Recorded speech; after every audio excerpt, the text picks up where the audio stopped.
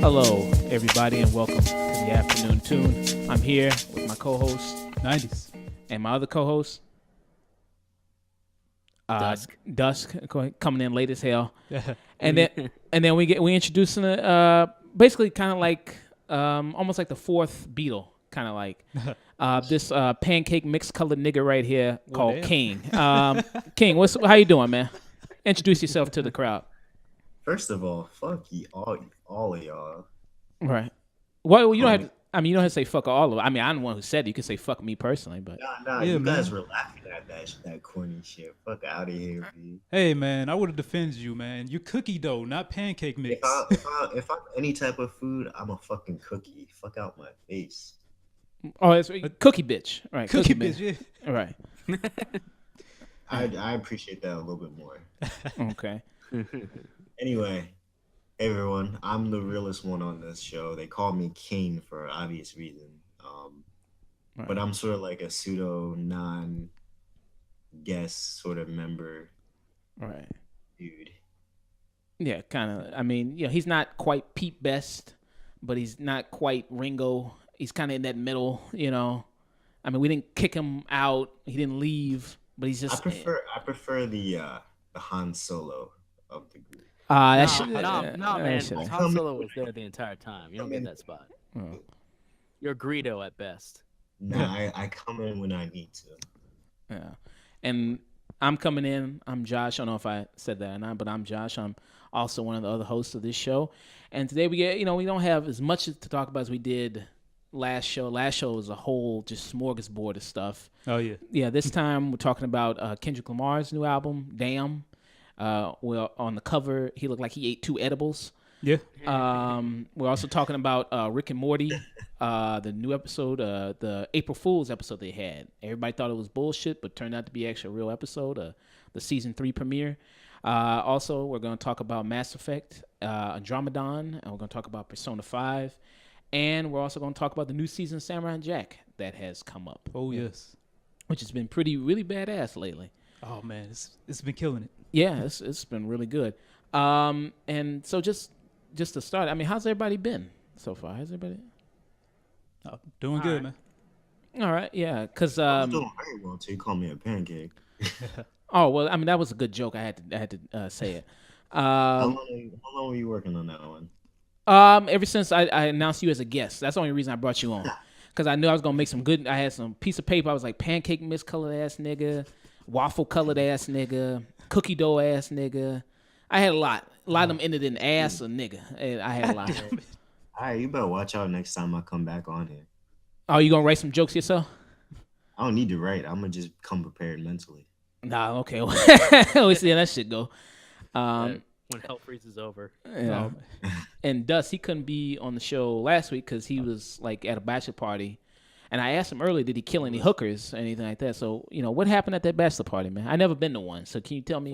Far more boring than you might expect. But we did host did get drunk, and we made him watch Conan the Barbarian. And every time a murder, breast showed up, or sex happened, or somebody said the word crom, gods, or snake, he had to take a drink. Okay. You can imagine how drunk he got by the end of Conan the Barbarian. Okay. And then they killed the prostitute. Oh, okay. Yeah. I told you not to mention that. Yeah. I don't think I've ever seen Conan. I don't think I've ever seen it. It's worth it, if not for an interesting view. It's actually pretty good, and the set design is actually not bad. Maybe I did. I can't remember. It's entertaining. If nothing else, you get to hear the voice of Aku because Mako's in it. Oh, cool. Okay. Yeah. As the wizard. Oh, I didn't even realize that. I think I forgot that. Well, now you know. Yeah, I haven't seen that. I don't think I've seen it in a long time, maybe. That's what it is. He also narrates the entire movie. Damn. Well, I should go check it out again.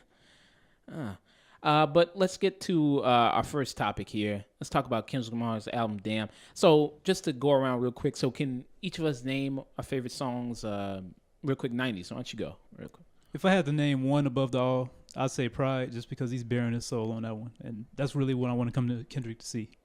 The rest of them are just, the rest of them that are my favorites are the ones that are going to be on radio. Like, you already know, Humble, DNA, Element, and Feel. Those are gonna be his singles. I already know that's gonna happen. Okay. Dusk, what about you? I do agree. I very much liked Pride.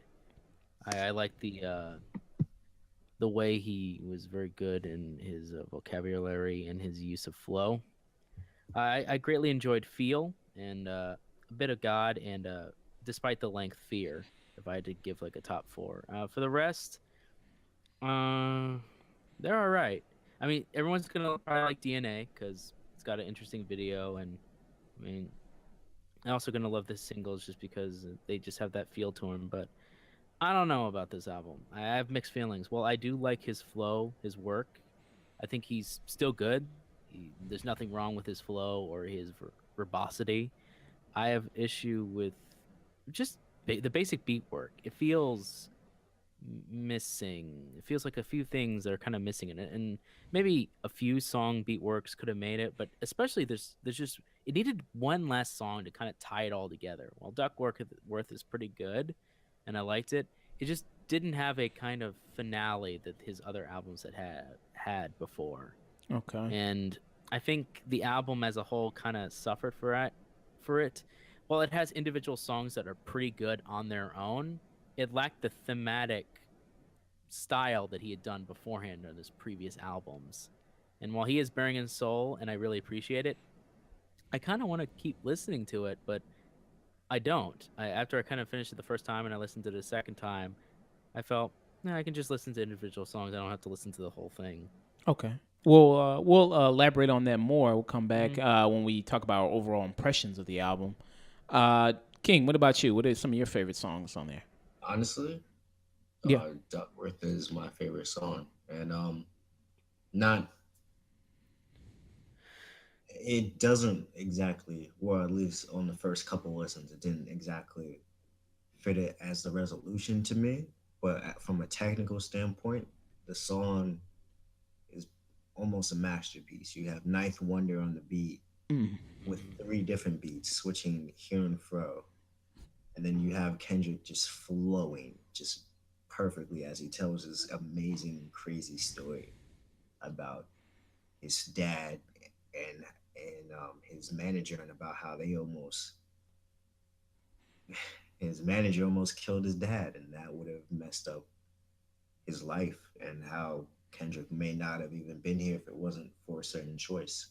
So I think after like a few days and I actually like sat down and actually re-listened to the whole album again, I do think Duckworth, and this is just me playing devil's advocate right now, but I do think Duckworth wraps up Damn in a pretty concise manner, in the sense that throughout the whole album, where Kendrick is sort of like swaying between choices here and there. He's talking about all like the different things he feels like a hypocrite for: his lust, his love, his pride, his humility, his all these different things. And it seems like the whole album is pretty much about choice, and that's pretty much what the song Duckworth embodies. It embodies the choices between these two men, and what it may be if they just did something a little bit different. Like, say for instance, if Ducky didn't give Anthony some chicken,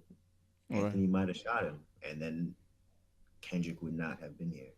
So Okay. yeah, that's my personal take on that. Okay.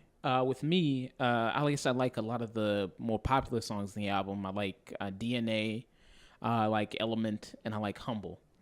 Okay. And I guess we're going to transition into talking about the meanings of that, because Kendrick is always a guy who's always kind of double layered. He always has lots of meaning to his work. And I guess I'll start with DNA. Now, I'll ask you guys now. What do you think DNA meant? Because I'm thinking I'm coming at it from an element that it's meaning a more exploring the different aspects of blackness and being black, because it's all about DNA, and it's all about him exploring that and who he is. He even has in it a clip from Gerardo Rivera, who's a Fox News correspondent, and he has that integrated in this where Gerardo Rivera says that this is why he thinks that hip hop has done more damage to young African Americans than racism in today's society. And because in this album, it seems like he's half bragging and also half being self-deprecating almost at the same time. So I wanted to get you guys' opinion on that. What do you think about that? Don't all speak at once, of course. Well, I'll go ahead and go first. With DNA, I looked the first time I listened to it, I thought the same thing you said as far as like he's speaking like about black DNA or whatever. Mm-hmm. But I think he's just speaking about himself specifically, like especially when that music video came out. It's like two black people going back and forth. Right. He's talking about like, okay, well, in my DNA, my father, my father's father, it's like I come from people that we keep it real. Right. And it's like, okay, you come from a bunch of snitches or whatever. That's some typical stuff you hear people saying in the hood or whatever. It's like you hear people going back and forth like, yeah, man, your daddy snitched and that's why he in jail, stuff like that or whatever. It's I don't think it's just about the race of it all. I don't think it's specifically DNA from roots back in Africa or whatever. I think it's DNA like, oh, well, I come from people that worked hard to get here and do this and that. Like I got this drive or whatever in my blood. The people, my father, my father's father, they worked hard, they did this stuff, and it's in my DNA. Like I'm a clone of them. Okay. Well, because to expand on what you just said, because it seems like he's also saying blackness contains different aspects. He's saying that because he says alliances. I know murder, I know conviction, I know burners, boosters, burglars, ballers, dead, redemption, scholars, fathers dead with kids. So it seems like he's naming all different types of black people and blackness and what that can all kind of different mean, but different meanings for it. But yeah, that's why I said the first time I listened to it, I thought it was about blackness. But then I thought about it, it's like, wait, I have this conversation often with a few of my other friends or whatever, when it's like, okay, what part of it is black and what part of it is it just you saying your life? Right. Because it's like, I'm black, so I'm going to deal with this stuff. Well, not necessarily, but this is the stuff I deal with as a black man, but does that make that a black thing? Right. Dust, what do you think? I think you both have something very close, I think, to what he was kind of going for. Yeah, you could easily take to what he's saying as just as a whole, talking about his own race and the issues that I think what one of my favorite lines is, when I was 9 on Sales Motel, we didn't have nowhere to stay. At 29, I've done so well, hit cartwheel in my estate. Now I'm going to shine like I'm supposed to, antisocial extrovert. And he just goes on, an excellent mean that extra work and abstinence that the fuck you heard and pessimist never struck my nerve, and Nazareth's going to plead his case. There's a lot of the reason my powers here and I salute the truth when the prophets say. There's a lot of back and forth, and he did that even in his previous album where he would talk back and forth. He'd be a devil's advocate to himself and self-deprecate himself. So there is a lot of that in him expressing in himself, but I think then I think he's also pointing it out as a race thing too. I think it's a bigger problem than that, and that, oh, I have this in my DNA. But I think a question you have to kind of ask yourself is any of that good? Is any of that good that we relate it to such a? There's almost a hint of pride when he says all these things, but at the same time, not all the things he says is necessarily good, or things you should take pride in. Yeah. So I understand what he means on that. I didn't mean to cut you off, but I do think... No, it's fine. Oh, please, go ahead. I do think that the fact that he, like, shouts that with pride is sort of reminiscent to kind of just, like, a sort of ignorance in black, well, and a lot of, like, hood culture in terms of just, like, there's a stigma with where if you're acting smart, if you speak properly, you're acting white. Like, oh no, we take pride in in some of our ignorance and some of our just stupid things that we do. Like, say for instance, a lot of people take pride in their gangs. A lot of people take pride in killing. A lot of people take pride in drug abuse and just all these other things. And I think that's something that he sort of is mocking with the tone that he takes in DNA. But I can completely see it. There's another line that really kind of, I think, brings your point with he said he uses this line a lot, and I thought it was interesting in DNA, which was, I got loyalty, I got royalty inside my DNA. Mhm. But in the bridge, he at one point says, in the middle of it, he says, "I got loyalty, I got royalty in my DNA. I live a better life. I'm rolling several dice. Fuck your life." And then it's, "I got royalty, I got loyalty in my DNA. I live a better, just fuck your life." It's at halfway. He doesn't even bother justifying his own betterment. He just keeps rolling, and it goes on to 5, 4, 3, 2, 1, and he's just inheriting a new heritage and money and power, and it's just he keeps repeating that over and over again. But everything he kind of uses that for or leads after is a complete contradiction to what he stated before of loyalty and royalty. It's this minute. Yeah, this album. In all honesty, I feel like this album is a big contradiction to what I know from Kendrick. Like it's, Which I think that's the point. Yeah. I don't know. It feels so weird. This is one album that really feels, because to pimp a butterfly was to me was kind of weird, but it's like it just took some getting used to. I'm hoping that this album is the same way because it took a while.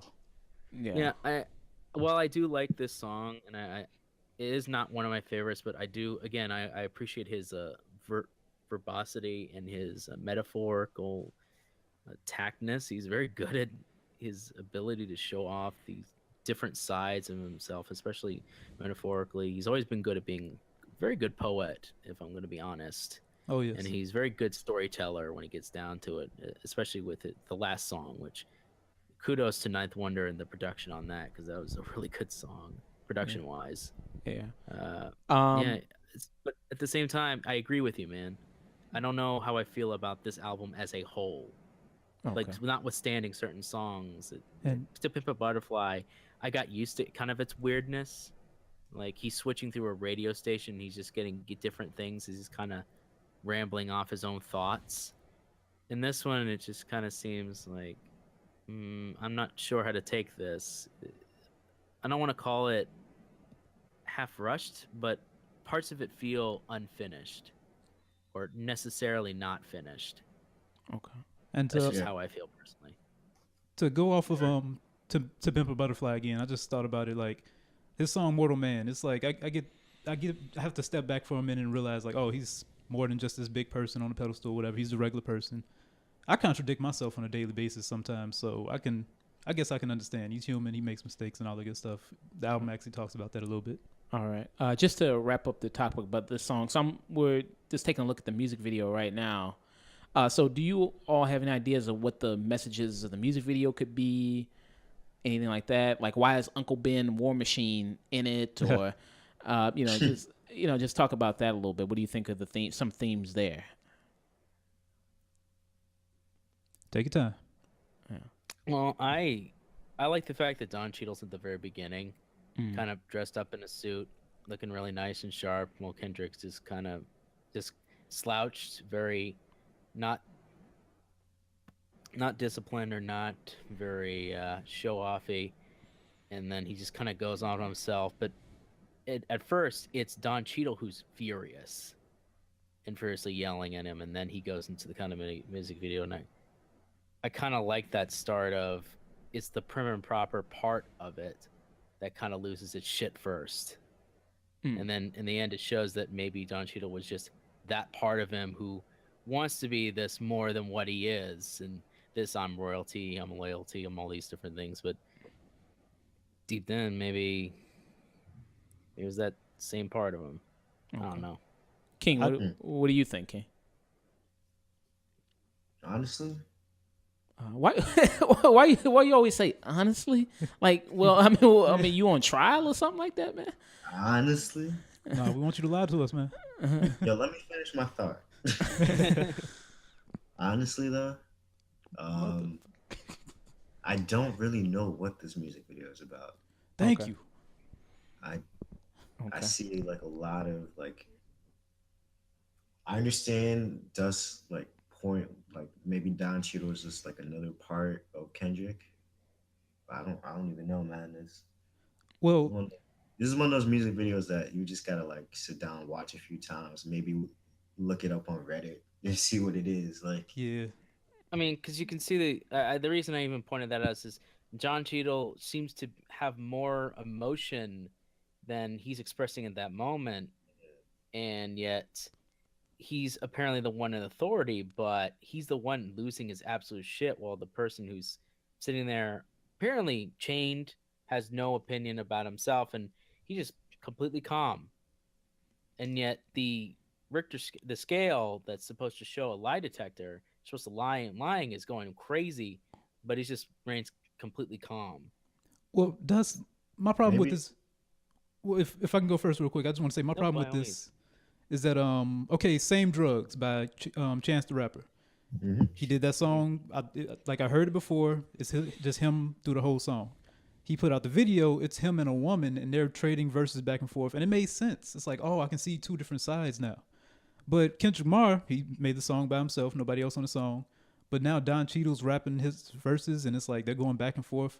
But neither one of them seem like they. Well, Kendrick seems like he fits his side, but Don Cheadle doesn't seem like he's fitting the side that he's rapping.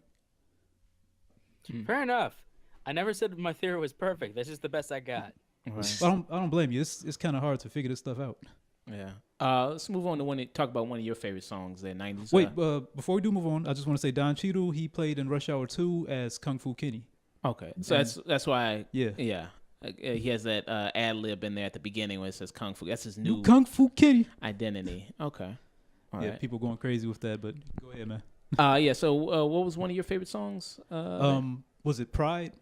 Pride? I'm sorry if I forget the name. So I've just been listening to it straight through. Okay. So let's talk about Pride. What do you think about that song? Pride, man. It's very similar to Feel too in that sense. He's like bearing his soul. He's like, I feel like he's talking. Okay, Chase talked about it. He said this album is mainly about choice, right? Chase. Yeah. Okay. So All right. you say choice, and I say I forget a feel that he's talking about like. Okay, bear with me because it's gonna sound crazy. I don't know what you guys think about this, but it seems like he's talking about like parallel timelines. Like, Really? Yeah, And then- there is actually just a little hints at that. because it's like, okay, in Duckworth, your favorite song, he's talking about, man, I could have died and never been, like my father could have died, I could have never been born. Right. So many things could have never happened. Like, I don't know what would have been the theme song for the Black Lives Matter movement. Like, who would be the next big rapper other than Drake? Like, just things to think about. Like, in Pride, he talks about in another life I surely was there. I'm starting to feel like, okay, like, is this album saying he's kind of let us down? Like, is this some him joining the Illuminati type stuff or whatever? And I don't believe in Illuminati, but I do believe in the central idea where it's like people are controlling, a small group of people are controlling certain things, whatever. Yeah, the But- top 1% of them. Okay. You know, rich people just making decisions, like I tell you about Jeff Bezos and all that good stuff. Okay. But yeah, in Pride, it's like he's bearing his soul, saying, I feel like he's saying he let us down, but I don't know. He seems like he has a plan. Like he was at Coachella. He said it's still high power, and I got a chuckle out of that. He debuted the Kung Fu Kenny what I want to call it, a movie, I guess. Oh, really? It was like a whole movie. How long was it? I mean, it was like what 3-minute snippets for like 4 times he did it. So Okay. like a 12-minute series. I mean, I don't know what the hell to call it. Okay. But yeah, Pride. Like I said, he's bearing his soul. Me personally, I feel like he's trying to say he let us down, but I don't understand where the pride word comes in. If you guys can give me some insight, please do. If I can just give my opinion on this record real quick. So it seems like, because a lot of the album, I think one of a good theme of it is God, right? Yeah. And dealing with his relation to God. And pride being one of the 7 deadly sins. It could be the fact that he's talking about his pride and the fact that he's acknowledging that he's one of the best in the game right now doing it. And me going back to my earlier statement, him saying how it's kind of a self-deprecating album, but also a bragging album of how he's talking about he is the best, because he goes. Some people say there's a lot of subliminals going at Big Sean, going at Drake. Yeah, it is. Especially a song that's not on this album, The Heart Part 4. Yeah. Which people say was a direct diss of Big Sean and Drake. So it may be him kind of saying that and dealing with that and dealing with that issue of him coming to the terms with that, and maybe him coming to the terms with that is also kind of blinding him to maybe other things around him. But I'm going to hand it off. King, what do you think?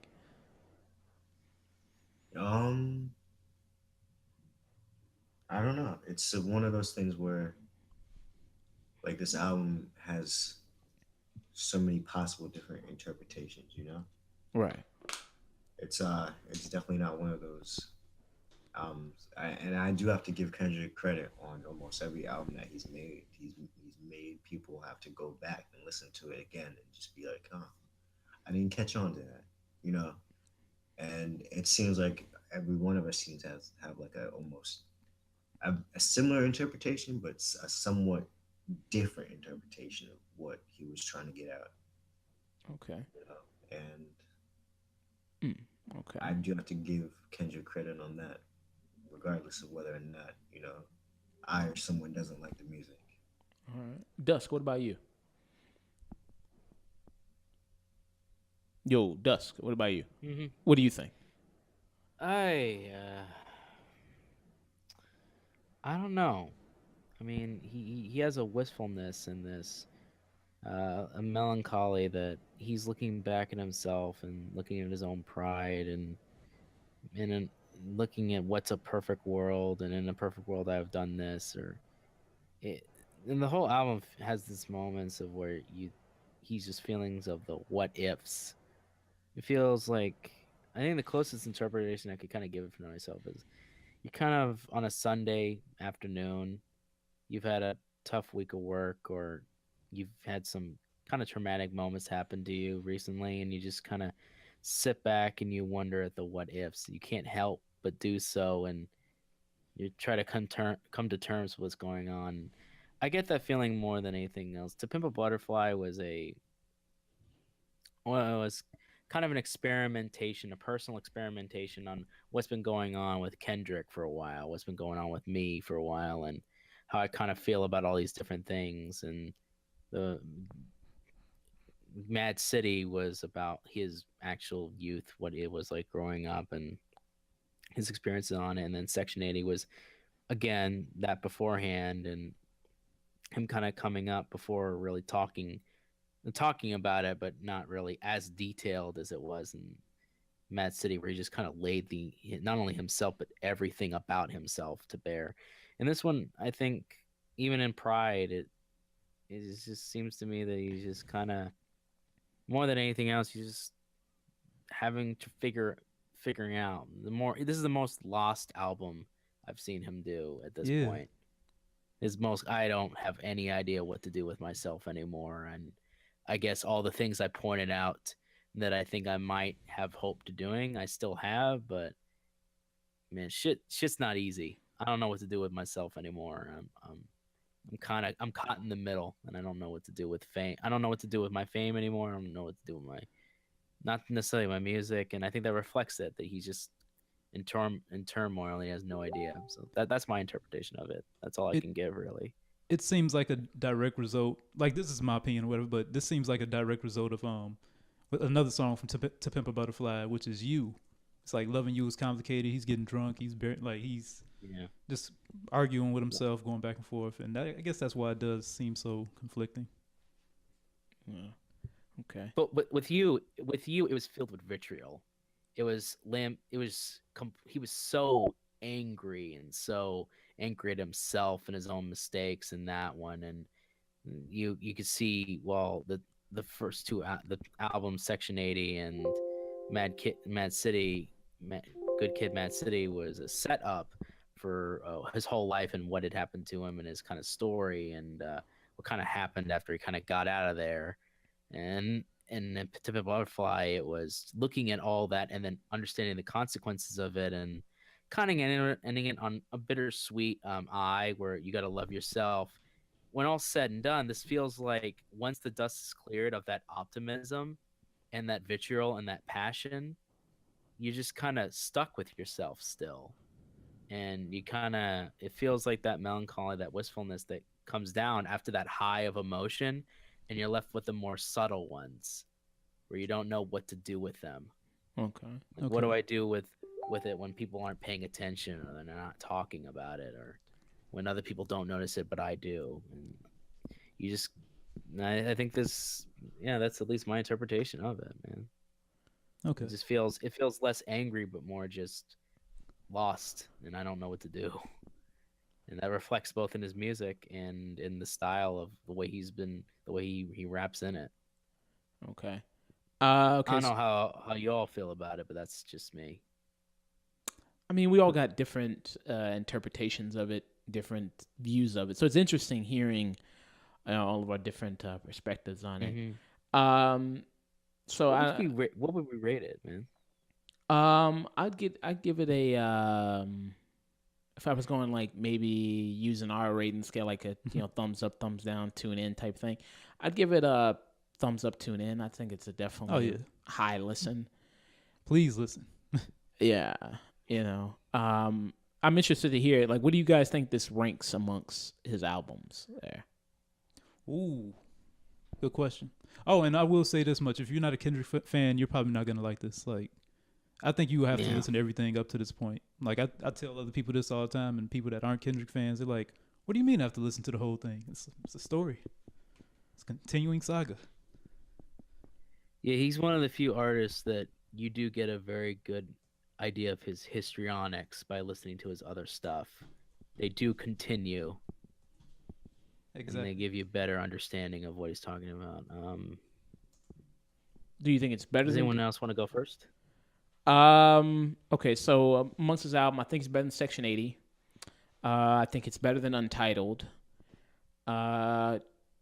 Good Kid, Mad City. I don't think it's better than that. I think still the best is To Pimp a Butterfly. So I have Damn probably as his third best project that he's made, which isn't bad. I think a lot of people saying like this is maybe his weakest thing, and it's still better than 90%, 99% of what other rappers have done. It's like same thing people say with Untitled, Unmastered, which was just basically a bunch of B-sides from To Pimp How a sad is that?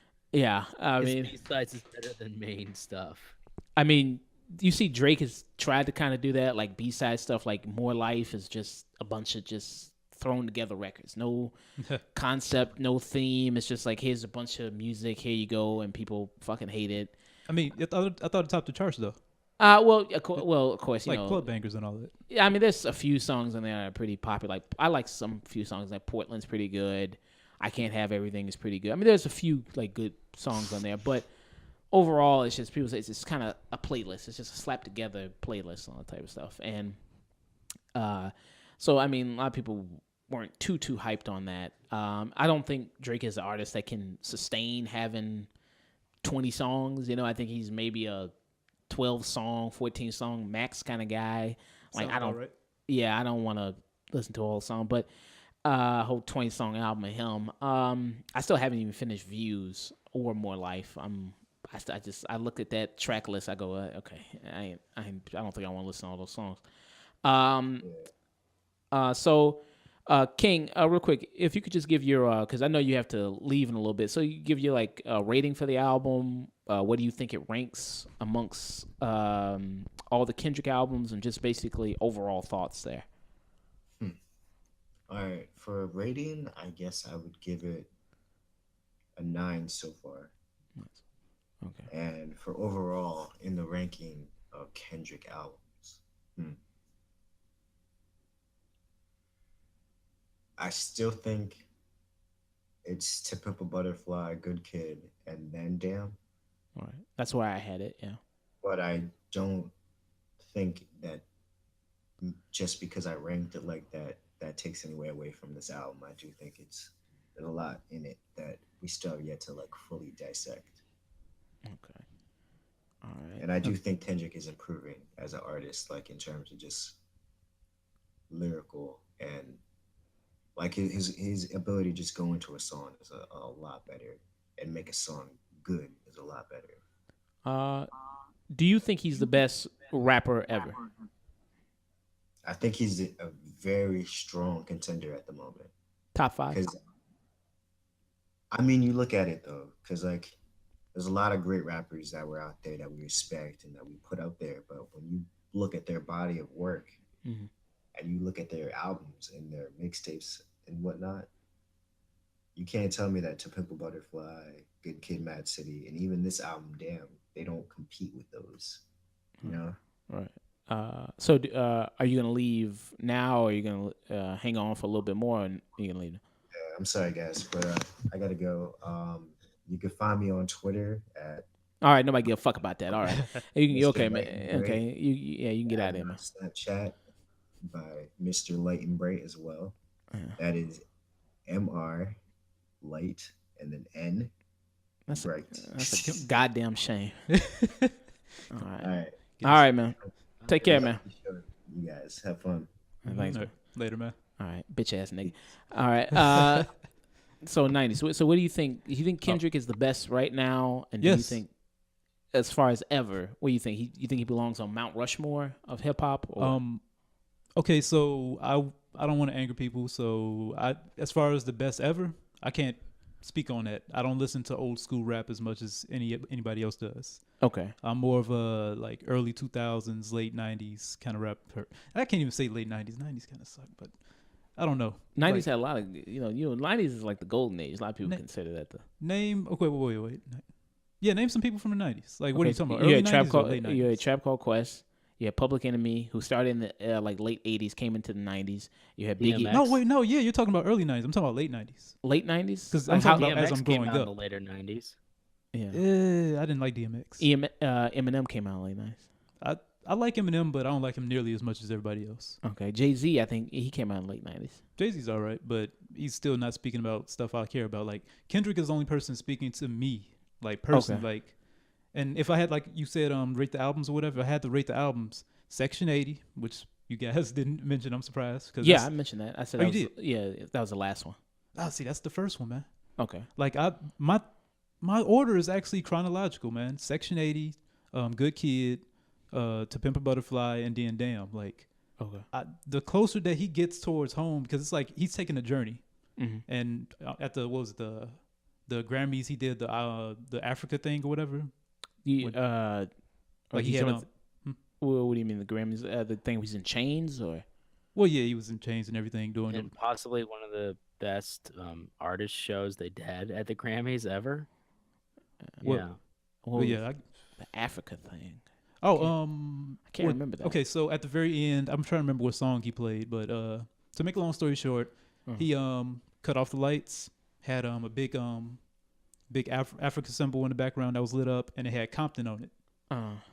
So it's like he's trying to say Africa is his new home or something or whatever. But in this, it was supposed to be this album that would change everything. Where it's like, oh, I'm thinking he's talking about like Africa, and I still don't get the sense of him talking about God. But I don't know. He does it a little bit. He does it less than I thought he would. Okay. But to make it short, I just want to say that he's getting further away from home, and I like it when he hits that stuff that's close to home because he talks about Compton and Chicago, and I guess they're very similar. I never realized that. And this stuff is stuff I deal with on a day-to-day basis. I feel like I'm Kendrick. We're both Geminis. Like, we're fucking short. We're damn near the same age. Okay. Dust, what about you? Where do you think Kendrick ranks amongst all-time rappers? Do you think he's the best? Do you think he's the best right now? What do you rank his albums? What's up? He's certainly one of the better, if not one of the best right now, currently. Whether he's the best, no. I think he's one of the best, if you're going to label it on that. If I had to rank his albums, personally, my opinion, number one would still be Good Kid, Mad City. Personally, I think it's better. Pimp a Butterfly is 2, and then this one would be 3. Followed shortly by Section 80, and then Untitled, Unmastered. Okay. Oh, I did forget about that one though. All right. That's what I would kind of rank it as, is personally. And hey, third place is not bad for the position, and not to say that I think he's evolved the most in this album, but there's just something about it that he just I think his magnum opus so far has just been either or of Good Kid, Mad City, or Pimp a Butterfly. They're both equally exceptional for what they are trying to be. Okay. And I think that he just wasn't attempting to make one of those. He wanted to make something a little bit different. I do applaud him of always trying something new every time. Okay, So, yeah. and I agree. Just to wrap up this conversation about the Kendrick album, I wanted to talk about just quick Humble about did you hear about the whole controversy about that song and Oh, everything the else. women, women's rights or whatever. I don't know. I don't Yeah. care. I'm sorry. Okay, you don't care about it. I mean, It's I just stupid. It's like, oh, show me something real, like stretch marks and no makeup. It's like, oh, you don't have to spend all this money trying to look beautiful. Wouldn't right. that be great? Yeah. Yeah. I mean, I wish we had a woman to give a woman's perspective. 'Cause 3 guys talking about it ain't really gonna do shit. Yeah, Uh, like women do it for themselves more than guys, so I can't argue. yeah. So, I mean, just give a quick perspective of it. I mean, it seems like I mean, that's something great that he's doing. I mean, because it's so long that the mainstream media praises that type of Yeah, look and the expectations of women to be more presentable than they do men. But I don't want to talk about it too much because okay. I'd like to have a woman's perspective on that. It seems kind of Yeah. pointless to not to have a woman in the room to talk about it. Dusk, I mean, if you want to give a quick opinion on it, or On the thing, I have no relevance on it, so I couldn't give a very concrete opinion on it. I thought you said you couldn't give a concrete fuck. I thought you was going to say that. Okay, You yeah, I know mean, me, I'm more polite than that. yeah, okay, He's a yeah. gentleman. So yeah, it's a good album. Really good album. I'm definitely gonna keep Yes. it. It's a solid 8, man. Yeah, really, really good. Solid 8. Okay, so let's move on. Let's get into some video games real quick. Let's talk about Persona 5 and Mass Effect Andromeda. Dust, you take that away for us, huh? All right. Well, I'm going to start with Persona 5, if you don't mind me.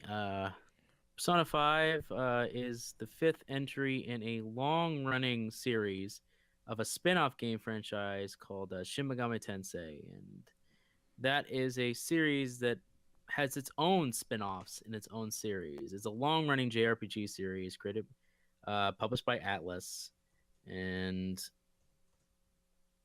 it's Shin Megami Tensei usually is a monster simulator or a RPG system that involves using demons or monsters.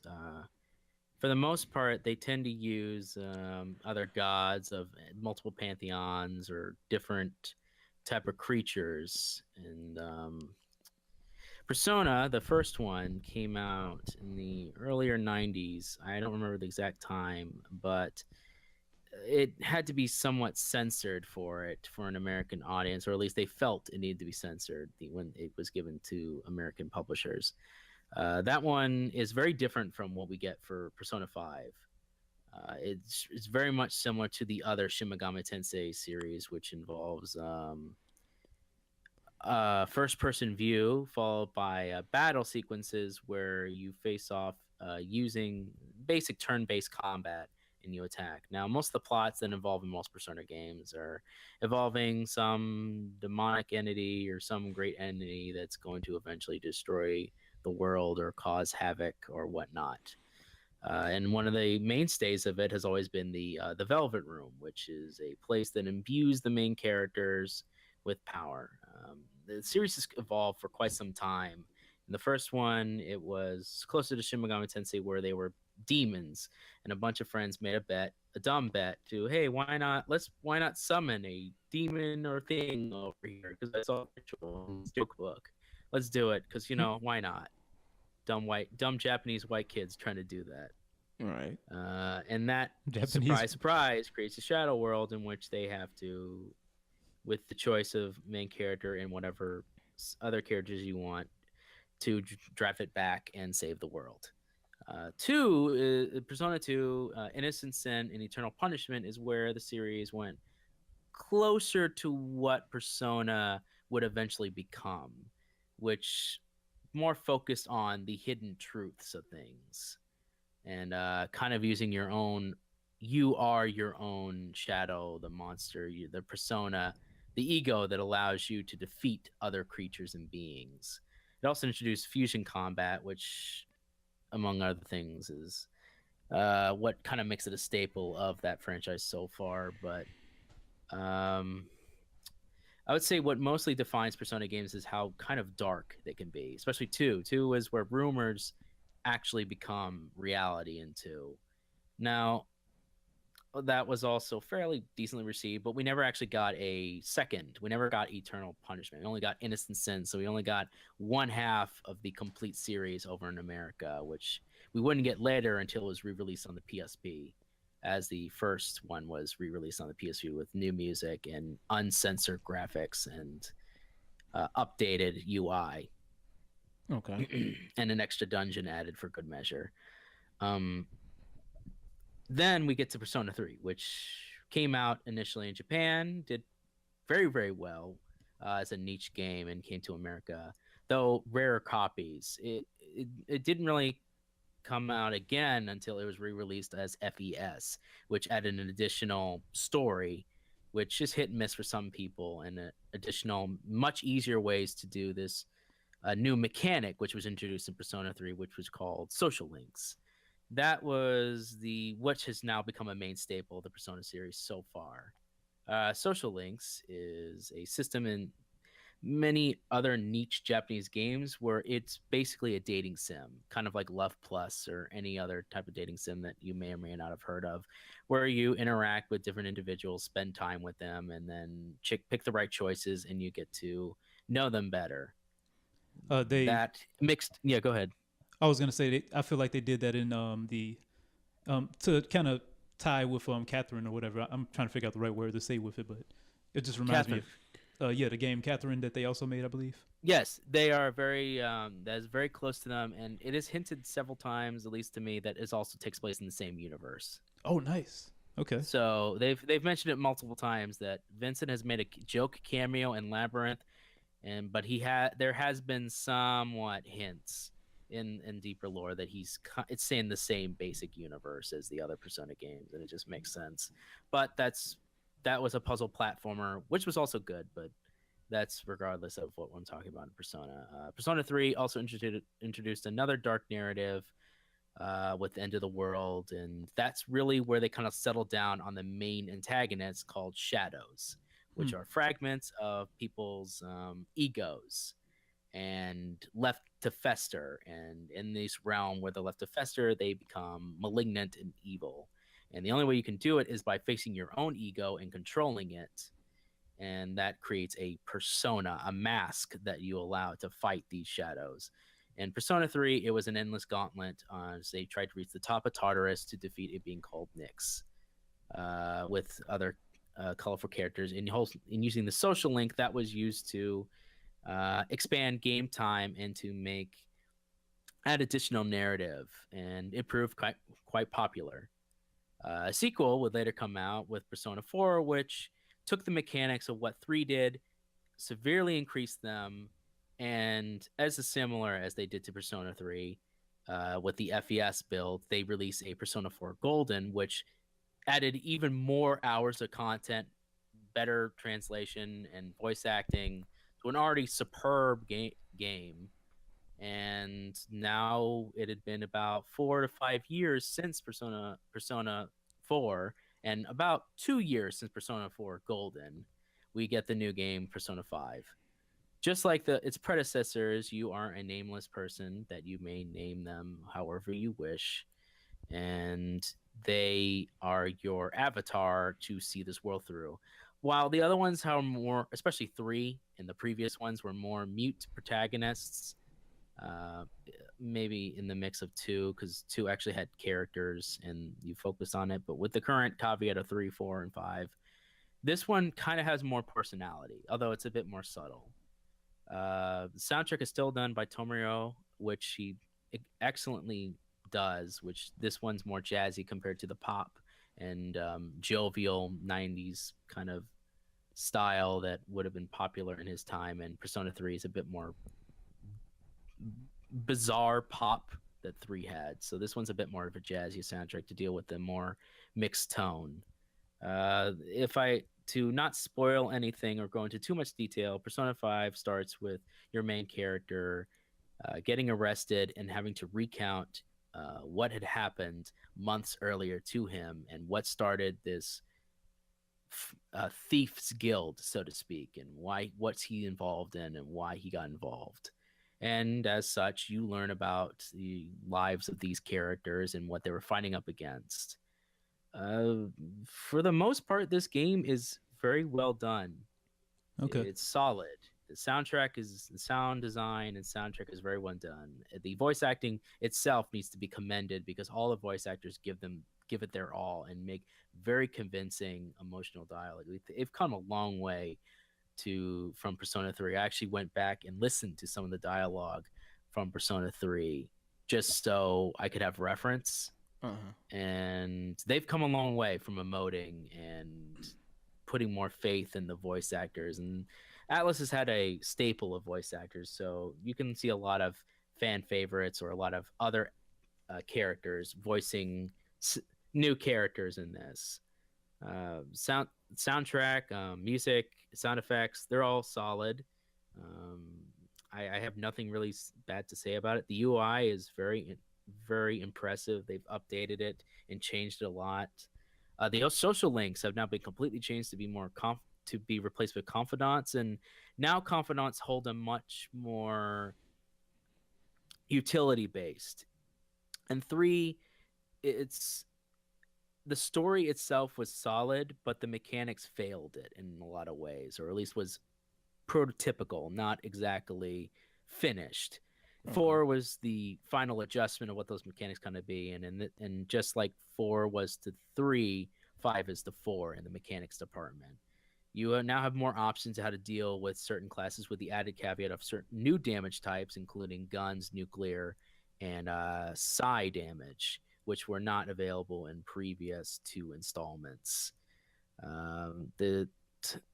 Notwithstanding that, your control over it is the same. You can control people. You can allow their personas to gain certain abilities that are based on usually an alignment based on their tarot card, which represents a type of personality, i.e., a magician. The magician class is usually someone who's based on magic or very for themselves or very earnest about who they are. Chariots are very bold, not really thinking all the time, but earnest with who they are and their feelings. And it just goes on to whatever list you see. But the new caveat from the previous ones is, while the others bonds between social links were an added story bonus, and they did add to the narrative of what was going on, this one actually, each bond has actual additions to the mechanics of the game.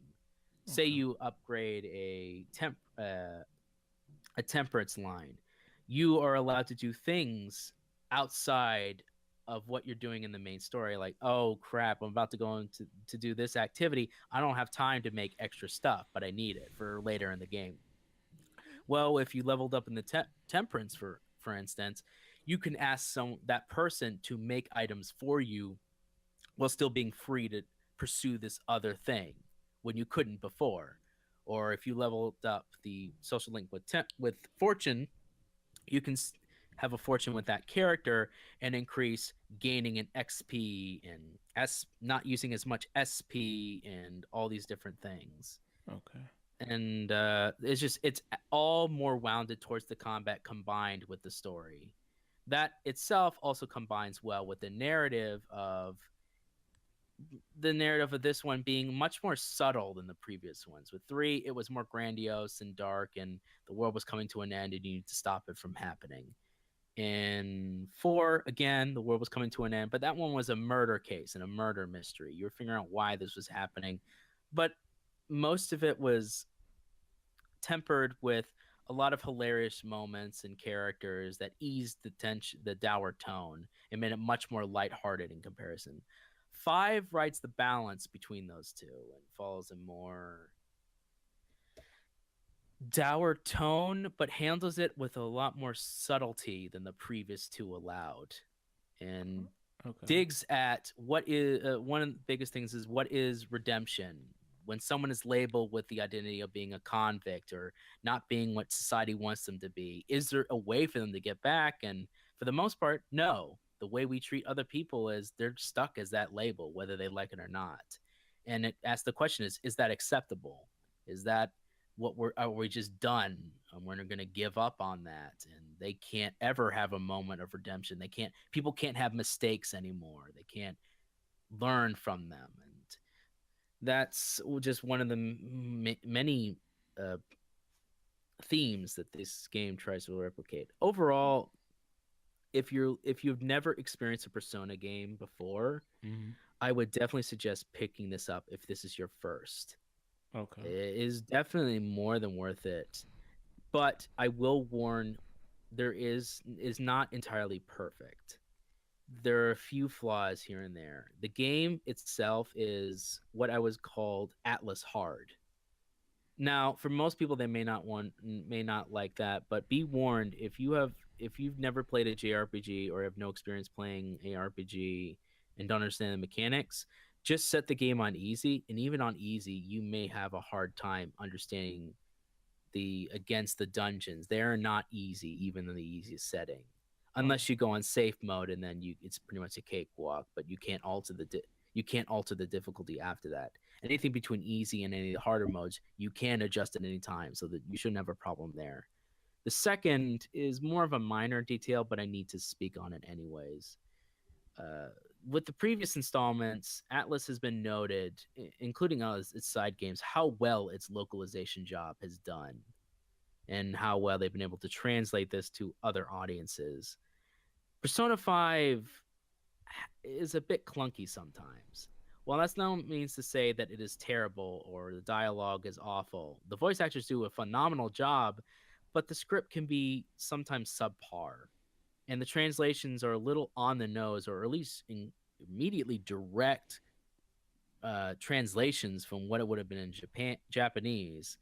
And some of it is a bit awkward to read and a bit awkward in English. And even some of the voice acting, even as good as it is, can't always make that work. It does feel, in order to get this over to American shelves or the overseas shelves, they rushed localization, and you can see the results here and there. But it doesn't affect the game so badly that you might. But if you are a writer or someone who is very focused on noticing these kinds of things, that is a fair warning. Okay. Didn't bother me necessarily, but if that is something to be noted. All right. That catches your eye. Yeah, I'm looking at the some gameplay here, and the animation style. I mean, when they go to the cutscene, it seems like very anime-looking animation, and then when they go to the actual gameplay, it looks more like Phoenix Wright, more like I can see that. yeah, it looks a little bit like that, like the more like the onomatopoeias pop out a little bit more, like with the dialogue. That's really nice. I like that a little bit. The action of it seems very cool. A little bit like, I don't know. It reminds me a little bit like Bayonetta, a little bit with the just the stylistic of it. The stylistic of it. It is very stylized. It is by far next to 4. It's the most stylized of the bunch. I would say almost more than 4.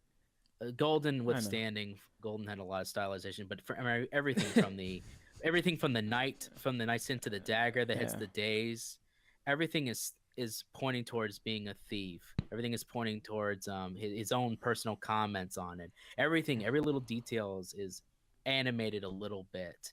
And while the 3D models aren't the best, the animation and the drawings make up for it, and the voice acting make up to those small factors, and its style does go against its little bit inferior graphics. But if you let yourself be involved in the world and take over the style, it's more than a match to anything I've seen elsewhere. So final rating? So it's more fancier, I would say, other RPGs that have come out recently. All right, so competitions. Final rating for it? Persona has come a long way since it first started. Persona 1, I would give a 5 out of 10. Nice. It's an interesting. It's okay. It's a good start. 2 is a 6, maybe even a 7 depending if you get the PSP. If you're a big avid fan, I would actually recommend just getting the soundtrack to 1, watching what happens in it, and then just playing 2 if you really want to play an older one. 3, it's a 6 again. Mechanics don't hold up as much, but if you really don't mind the mechanics and grinding, it's a solid 6 or 7. Okay. Persona 4 is definitely would have been a 9 thanks to Golden, and I would have to give the same to Persona 5. Persona 5 is a great game. It's between an 8 and 9, but I'm going to lean more towards a 9. I've greatly enjoyed my time with it. It is fantastic. All right. And I'm usually I'm not that big of an anime fan. I actually find it just not a genre I really like. But Persona, the writing for it, and the characters just make me really enjoy the series for what it is and taking on. Regardless of how I feel about anime, it's a very engaging story with very interesting characters. And if you've never experienced a JRPG or this is your first time going through and you wondered what's the big hubbub about Persona, Five's a great place to start. But if you go backwards and play other games, realize this is the pinnacle right now. It didn't have those same mechanics backwards, Okay. but I think this is a great introduction to JRPGs if you've never played them or have been hesitant at first. This is a great modern JRPG and just a really great game, and it deserves props for what it is. All right. Yeah, 90s. I still want to throw it back to you. You was giving me a nigga what face when I said it was like Bayonetta. What you? Man, wait, yeah, Bayonetta. I've seen Persona 5. I'm like, Bayonetta? What the hell are you I think talking he's more about? talking about the leaping around and the swirling around of stylus. Like I got what he meant. Yeah. Okay. I got with like the ink moving, with the ink particles going everywhere. Yeah. I could see what he was talking about. It's like, yeah, okay, I understand on that part, but like graphically, like, No, I was talking about just the stylistically of the. it's like I'm thinking like some oh, of the sex stuff. appeal. I'm thinking about all that stuff. I'm like, where the fuck does it look like Bayonetta? No, yeah. Okay. All right. That leads into, if I could, that leads into how almost the exact opposite of how I feel about Mass Effect Andromeda. All right. Yeah. Okay. All right. Mass Effect Andromeda is very unfortunate in many ways. It had its premise at first, even its own lore, is questionable. And right from the beginning, even the first couple hours of playing it, I wondered to myself, why is this happening? How did this how is this happening? And wait, what? This person died? Wait, I'm being given this now? We just started. I haven't earned this. I should never start off a game being kind of warded off right from the get-go. Now, regardless, I'm just going to get this right off the bat. Yes, the animations for this game, starting off without patches, without anything, is terrible. They are the memes you've seen in the very beginning of those games are accurate. They are as bad as you might say. Eventually, though, they do slow down and pan out, and you're able to relax on them. And it's not as bad later on, but that's a good 20 hours in, 20, 30 hours. And if that's, but that for most people, those first 10 hours, that's what they're going to be introduced to. That's supposed to getting them ready. Your beginning of the game and the end of the game is very important, and the animations are a big part of that, especially in an RPG.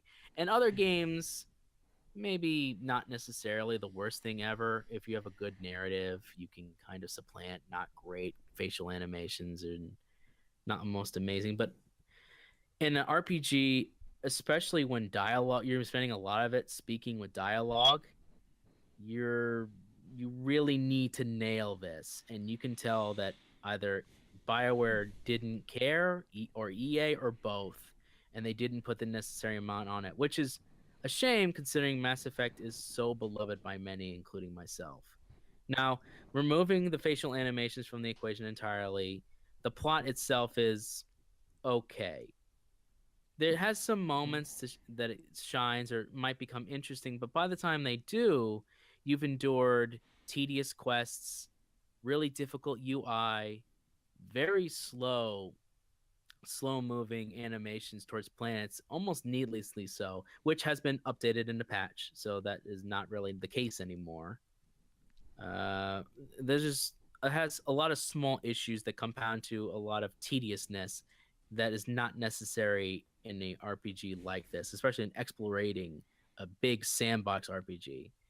Now, speaking of sandbox, that does bring me to one of its major big points. Its skyboxes and environments are beautiful, sometimes breathtaking. Oh yeah. They really did a good job focusing on the environment and the ships and everything about it. And the exploration process is great. The downside is there's not a lot to do in these big environments, and you never really feel like anything more than just a fetch bot going to do and collect side quests. While the idea of improving the environments or the stability of a planet to live on is a good incentive, it's undermined by questionable tone, questionable quest pacing, and just kind of bizarre bugs that keep it either harming you or exploding your car for middle in the middle of the road for no reason. People exiting cars, enemies just spawning in the middle of nowhere, floating in the air. These bugs aside, it just leaves a very unpolished feeling for a game that should have been much more polished for the state it was released in. I get the feeling this was a AAA early access game than an actual finished product, which recently BioWare has announced that they will be fixing for an indeterminate amount of time. I would have liked that they released an actual finished game instead. But the Skybox is a Skybox environment release. That's good. Now, that leads to combat, and combat is solid. It's probably one of the best things you'll say, but even then, combat goes down to simple mechanics. And without the ability, which is a strange omission, without the ability to order your teammates, whatever tactics you could from the previous games, you're just hoping that the other teammates do what you want them to say, other than here, go to this position, here, attack this person. In the previous installments, you could tell them, I want you to use this move now, and they did it. Then you could sync up your move with that, and it could really lead to you feeling like this commander. But in this, you just feel like, oh, well, they're going to do whatever they're going to do. I'm going to have them focus on it. And it really drains combat of a lot of strategy and tactics. The quick pace is nice, and verticality is with the jetpack is a very fulfilling experience. But without that extra tactics and the feeling that this class restriction would help make you more attached to that build, you just kind of feel like you have a jack of all trades, but you feel like you're a master of none. Now, I know it seems like I'm harping on this game a lot, and that's because a lot of it is noticeable, from the bugs to the writing to even the characterizations. A lot of it just feels unfinished, unpolished, or perhaps even lazy in some aspects. And it's not easy working on a game for this amount of time, but for the 5 years, or at least the couple of years they were working on it, you get the feeling that this game wasn't finished. And it feels very rushed. Now, even with all the effects, even with all the fixes, I can't see this game being anything more than just a distraction. And that's sad, considering the pedigree it came from. This game, instead of feeling like a flagship and next installment in a great franchise of Mass Effect, regardless of the controversial Mass Effect 3 ending, they were really needed to get a game to kind of hit it out of the park and prove that Mass Effect still has a lot to give. But by the end of it, I just felt like I was adventuring in in a jokey side story that has nothing to do with the rest of the universe. And by the end of it, it came out not really needing another edition. And if there's anything, I guess, good to say about that is, if this is the only one we ever get, I'm fine. I'm not really burning to come back to this. Okay. This game's a 5 out of 10. All right. I don't want to see it again. Man. Well, I'm not buying this piece of shit. So 90s, what do you think about it? Yeah, I've had a friend play it, and they dropped it. I've had two friends playing it right now, and they dropped it. Like, they dropped it hard, yeah. Dropped it on just dropped it on the floor. Just like, if it fixed all its bugs, even then, it just would scrape by mechanically as a 6. As a story, and the amount of, like, there are 2 species in a new galaxy. 2. Just 2. Not counting the Remnant, which was basically a carbon copy of the Reapers, or the Protheans. It just feels every chance you could get. I think my biggest problem with it is that the narrative makes no sense why things happen, even within the lore of its own story. It doesn't even make sense why it happens, but disregarding even that, it's like there is a main group of bad guys called the Ket, and they're another invading species. Let's not forget we're invading the Andromeda galaxy. That alone as a premise should be fascinating. It should be much more akin to a Battlestar Galactica. It should be much more desperate. We're trying to survive. We got to make tough decisions. And your entire squad should be made up of either maybe one or two staples from your Milky Way galaxy, with the rest being made up of these new interesting species with their own culture, and trying to find a balance between trying to find a new home or invading another culture. You are the colonials in this situation. You are the new advanced species that's come into town. Will you make the same mistakes as past? Will you be the conquistadors to the Incans? Or are you going to be something better? But the games don't even make an attempt to talk about that kind of stuff. Everyone is happy-go-lucky and not taking anything seriously. So when they keep joking all the time, and even though the situation is incredibly dire, why should I care? Why should I care about anything? It's okay to have levity in your games. Persona 5 has plenty of levity, but it knows when it needs to take its shit seriously. It knows when it needs to be serious in its narrative for you to give a shit. I played this game and I didn't care at all, and that's why it just doesn't even deserve above a 5 out of 10, even if it fixed all its bugs. The best I could give it, and I'm being generous, is a 6. Really, personally, I should give it a 4 out of 10. Well, But damn. because of what it is and the effort they put in and the amount that's in there and what could be fixed, it just scratches to a 5. Just barely makes it to a 5. To me, it's one of the most disappointing games of this year, if not one of the worst. Wow. And a lot of people saying that this game, and a lot of people saying that it's better than other previous Mass Effect games, are fucking crazy. And they don't know at all what they're talking about. I can understand them having fun, and you're having fun with this game, and if you are, that's great, because I wish I was. It would be giving me a much more enjoyable time than what I got.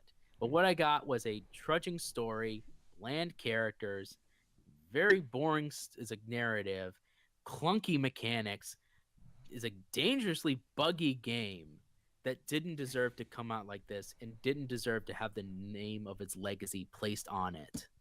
Okay. Wow. Okay. Yeah. Damn.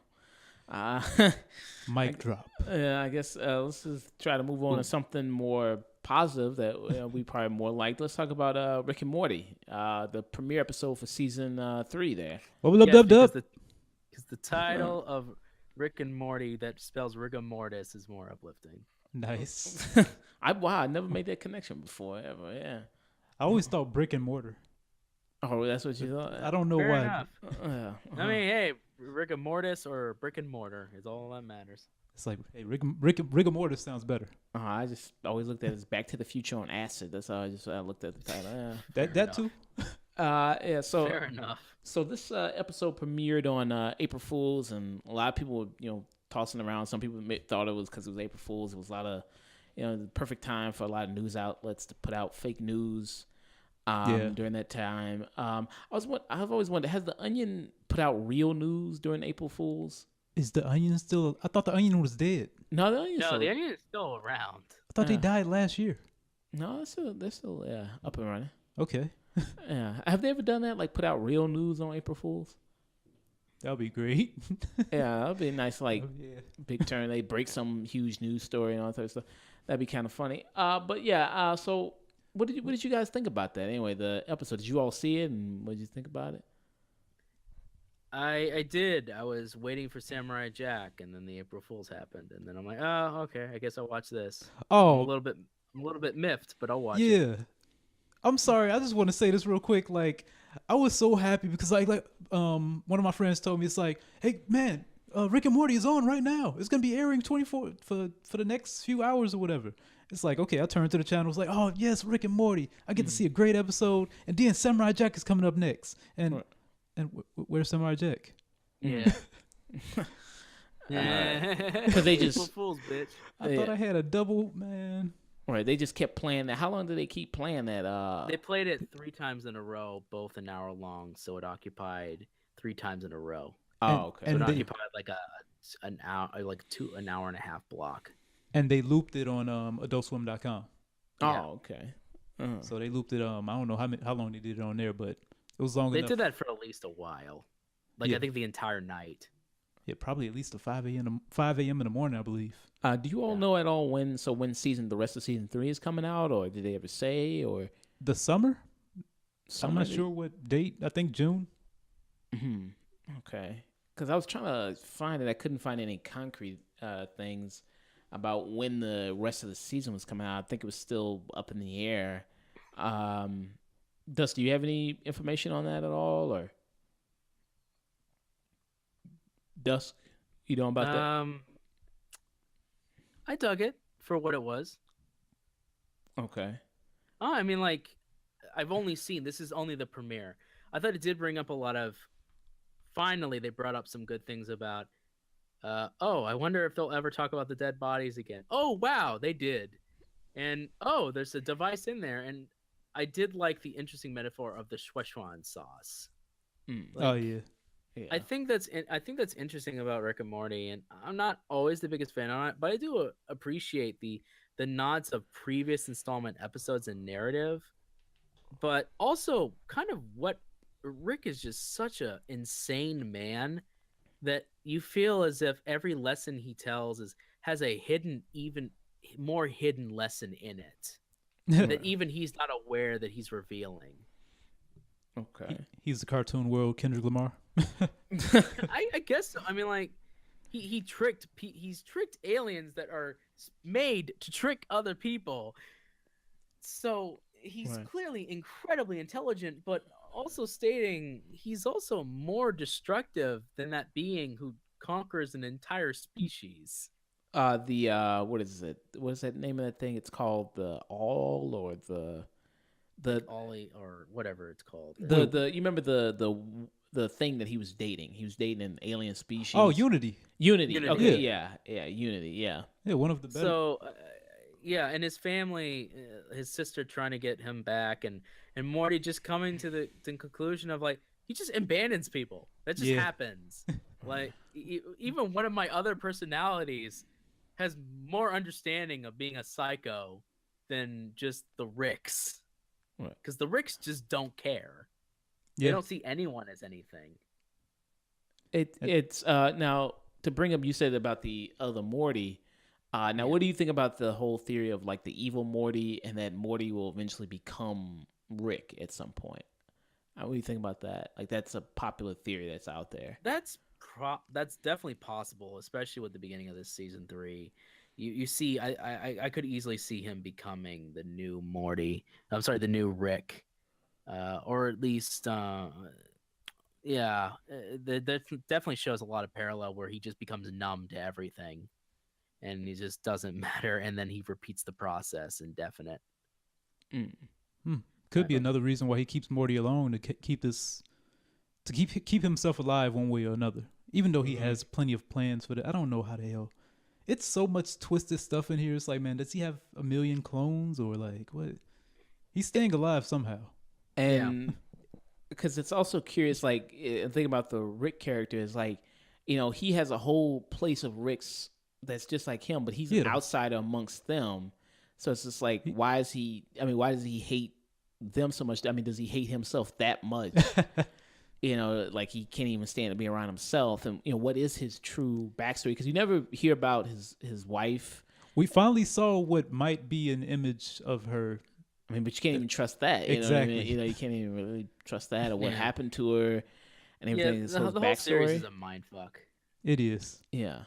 And he knows that. I swear he knows that this is a show, and he does this stuff to keep the show on air. Yeah, probably. Yeah. Yeah, who was that character? It's like a character with like a top hat and a cane, or something, like an alien character who was watching the show, and Mr. Poopy Butthole. Yeah, he was watching the show, addressing the audience. So it's like Wowie. Yeah. So I mean, so it seems like, I don't know, he's the guy watching everything, or Man, don't think about it too much. Don't think about it. There's too much going on here. Yeah. And just for case, we're probably gonna spoil some things. Oh yeah. for some people. Yeah, I mean the thing's been out already. If you ain't seen it by now, then What's wrong with you?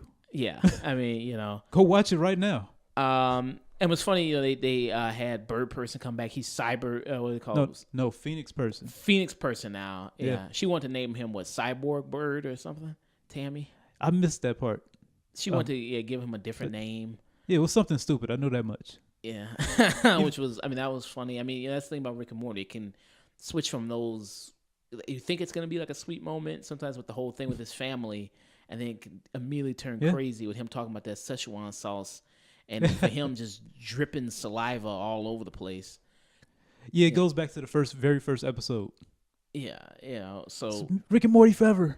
100 years, Rick and Morty. Rick and Morty just said Rick and Morty over and over. yeah. So I mean, I'm looking it up right now. It says the possible later episodes will come out later 2017. Okay. So- Well, they said the summer from a commercial, I think. I remember seeing summer somewhere. You remember seeing summer? Yeah, on some commercial or something. Okay, so maybe possible summer they'll release all the 14 episodes left. So I'm Okay. interested. I'm interested to see this season. I got into the show. Yeah, it's been pretty fun. I mean, it's been one of the best anime shows out there, really. Man, the best. Fuck Family Guy and all that stuff. This is smart. This is funny. It's thought provoking. It's just everything I wanted ever. No, it's really good. Speaking of that, Samurai Jack was pretty awesome.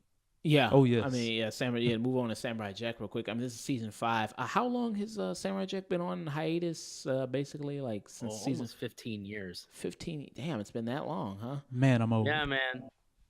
Wow. I mean, Yeah. Jesus. Whoa. I was 11 when I watched that. Whoa.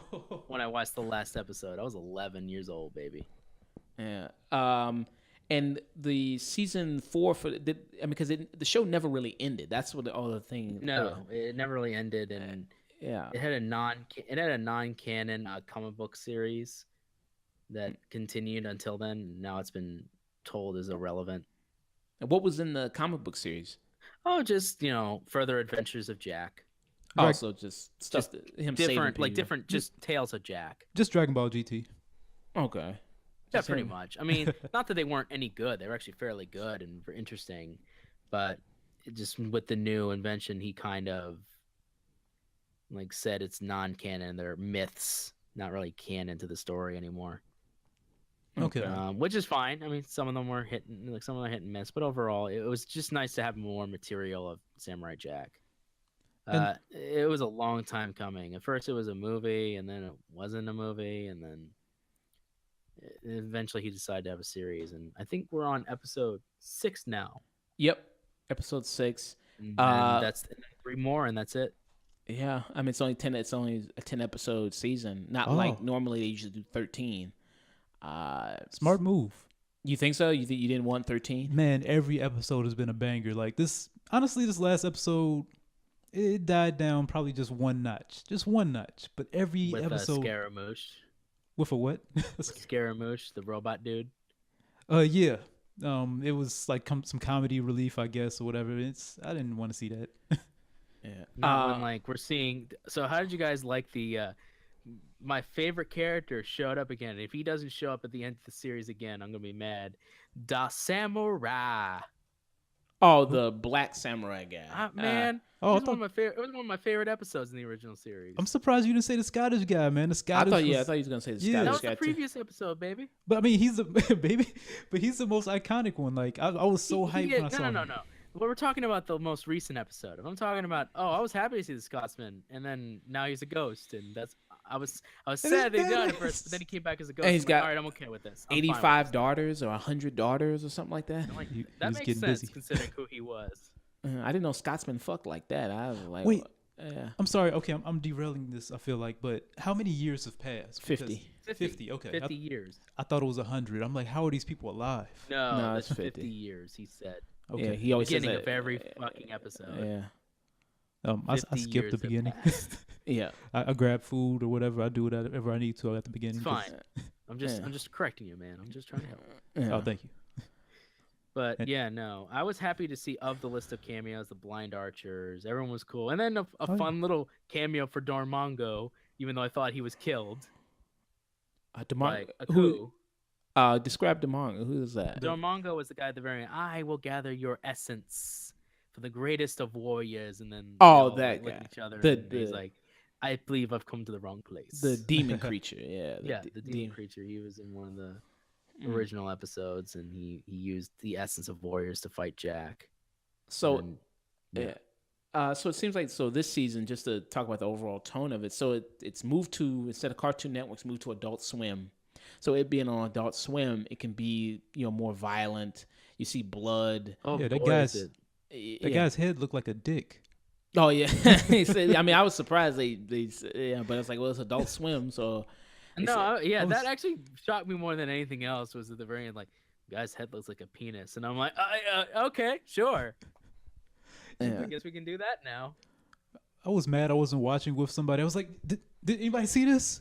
Yeah. I was watching with somebody else, so I got to look at them. He and I got to look at it like that just happened, right? Samurai Jack.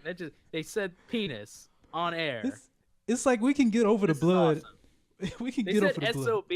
He's the toughest SOB. It's like, oh, I guess they just don't Well, care anymore. Hey, Cartoon Network the way it is now, I wouldn't be surprised if they did that one. Yeah.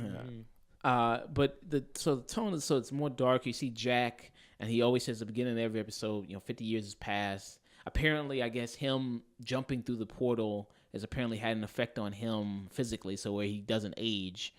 And you see that these 50 years have taken a toll on him. You see him with a scraggly beard, really long hair, and I mean, he's still saving people. This time he just doesn't have his sword. He's lost his sword. The one thing that can defeat Aku is that. And just to real quick talk about Aku. Now, how do you guys like the voice change? Because the original actor who played Aku passed away. How do you think this guy is doing it as a good job of Aku? Well, they barely let him talk. Right. The For first the time, best, probably. yeah, because the first time he talked, I remember everybody said he sounded Mexican. Oh, really? Yeah, Oh, I think it's no one's going to replace the great Mako. He just had a manner. He had a certain mannerism you just can't copy. the He death. has his own. He had his own histrionics and characterizations that it would just be folly to imitate it. But as a voice, I think he does all right. He does a definitely serviceable job, and I think for as little as they allow him to talk, he is able to get certain mannerisms down, and that's all I cared about. Okay. He's not doing a he's not doing a ridiculous things that he couldn't copy. He's doing everything that he can at least try to. There's a scene where in the trailer thing that we're watching where he is looking at like what's a battle's happening. Maybe this will get me out of my malaise. And the way he says that would have been something Mako would have said in that style, and I'm like, all right, I can approve of that.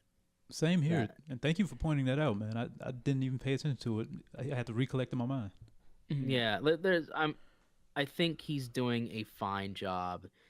No one's gonna replace him. He will always be missed. He will always be the true Aku. But for a second guy to come in, which is a hard enough job in itself, I think he's doing a fine job. Yeah. With it's also it seems like Aku is more like depressed. Oh Like, yeah, it seems like because he's got nothing to do. The samurai is still out there. in hiding. You think he's depressed because he's waiting for the samurai to die, or do you think he's depressed the samurai hasn't come and faced him again yet? Well, I think he's depressed because he has everything he's ever wanted. Oh, I He didn't has think about everything that. he's ever wanted. He has no way to be defeated. He's eliminated all the ways. He thinks he's eliminated all the ways that there's a way for him to get back in time. And he's pointed, oh, well, I figured he'd just die of old age. I wouldn't have to fight him. But my magic did an unintended effect of actually making him ageless. So what's the point? He can beat me. I'll run off. We'll do the same thing over and over again.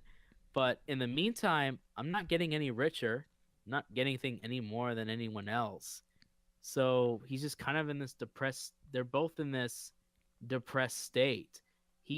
Jack is filled of guilt of all the things that's happened. Aku's just filled filled of depressed apathy. He's got Yeah. nothing to go towards anymore, nothing to gain. Mm. And that was half the fun, was corrupting things. And without something to corrupt, what's his point of his existence?